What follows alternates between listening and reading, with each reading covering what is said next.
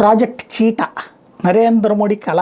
ఆయన 2022లో పుట్టినరోజు సందర్భంగా సెప్టెంబర్ 22వ తారీఖున తీసుకురాబడ్డాయి. ఆఫ్రికాలోని నమీబియా నుంచి ప్రత్యేక విమానంలో 8 చీతాలను తీసుకొచ్చారు. కునో జాతీయ పార్కులో విడిచిపెట్టారు. వాటిలో మొట్టమొదటిది పవన్. ఆఫ్రికన్ చీతాలు సాధారణంగా 10 నుంచి 12 సంవత్సరాల పాటు అడవిలో ఉంటాయి. కానీ ఇప్పుడు అలా తీసుకొచ్చినవన్నీ కూడా ఇక్కడి వాతావరణానికి బ్రతకలేక చనిపోయినటువంటి పరిస్థితి. వాస్తవంగా దేశంలో వీటిని మళ్ళీ పునరుజ్జీవింపు చేసేందుకు నమీబియా, కెన్యా, దక్షిణాఫ్రికా సహా పలు ఆఫ్రికన్ దేశాలతో కేంద్ర ప్రభుత్వం దౌత్య మార్గాల సంప్రదింపులు జరిపింది. ఇందుకోసం 2021లో కార్యాచరణ ప్రణాళిక రూపొందించి మరి మన అడవుల్లో చీతాల పునరుత్పత్తిని ప్రారంభించి అడవిలో వాటి జనాభాను పెంచాలని భావించింది. అయితే తీసుకొచ్చిన చీతాలను అడవిలో వదిలిన తర్వాత అవి ప్రాణాంతకమైన సెప్టిసిమియా వంటి ఇన్ఫెక్షన్ల బారిన పడ్డాయి.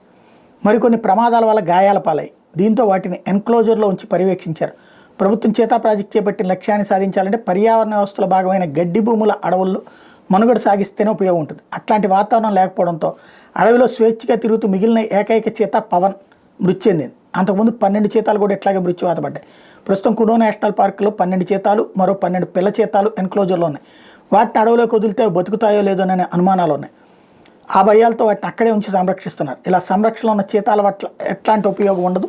ఒరిజినల్గా అడవుల్లో బ్రతుకుతేనే ఉపయోగం. మోడీ కలగన్నది చీతాలతో మళ్ళీ మనకి పాత రోజులు రావాలని, అది మిస్ అయింది.